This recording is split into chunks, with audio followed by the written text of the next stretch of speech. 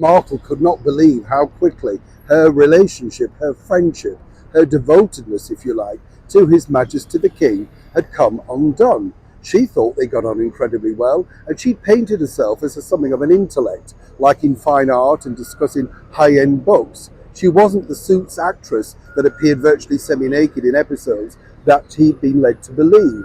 In fact, he enjoyed her company immensely at the beginning. And of course, then she tried to ingratiate herself not just with herself, but alongside her mother Doria, painting her, of course, as something of an intellect and, of course, a thrusting, independent, entrepreneurial businesswoman. So you can understand for Meghan Markle how this particular area of her life unravelled. She truly thought that she had a lot of power over His Majesty the King. But what she hadn't banked on was her husband, Prince Harry, and his ongoing feud with Queen Camilla. And more importantly, what was to happen next? Let me explain. Hi, good morning. How are you? Nice to see you. Thank you so much for joining me today. Lovely to have your company.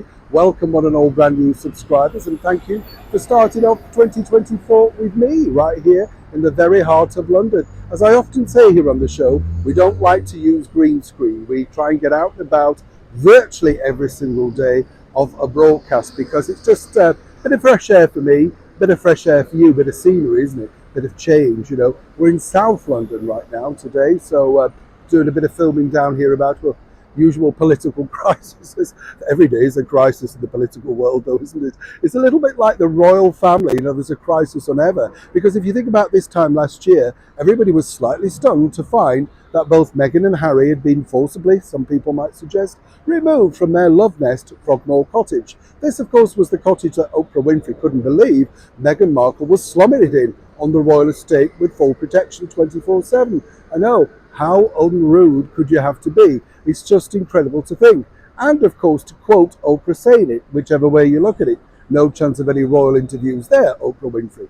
But what's been interesting as the years developed is this, that Meghan Markle is silently fumed over in Montecito because the way it was portrayed to her and Harry was that it was of immense importance that they vacated Frogmore Cottage. So as you know, by May of this year, they were asked, well, you know, that they needed to remove all of their belongings, all of the things that had been packed up and left for dust, because it was much needed.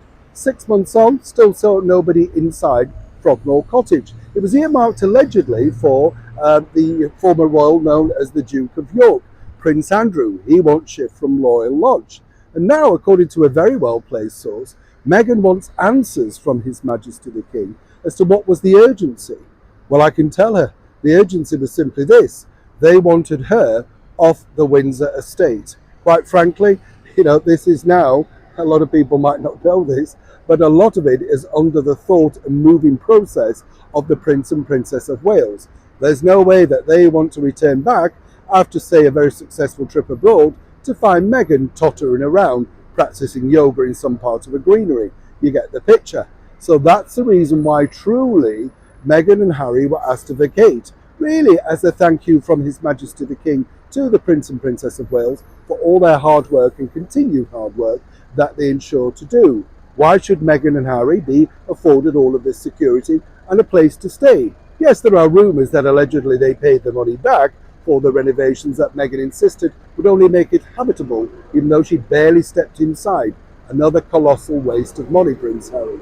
But the bottom line is, while he'd been offered on occasion rooms inside the renovated Buckingham Palace, Meghan truly believes that if she'd have been at the forefront of negotiations, Frogmore would have remained hers. Now talk about being deluded. Neil Sean in the very heart of London.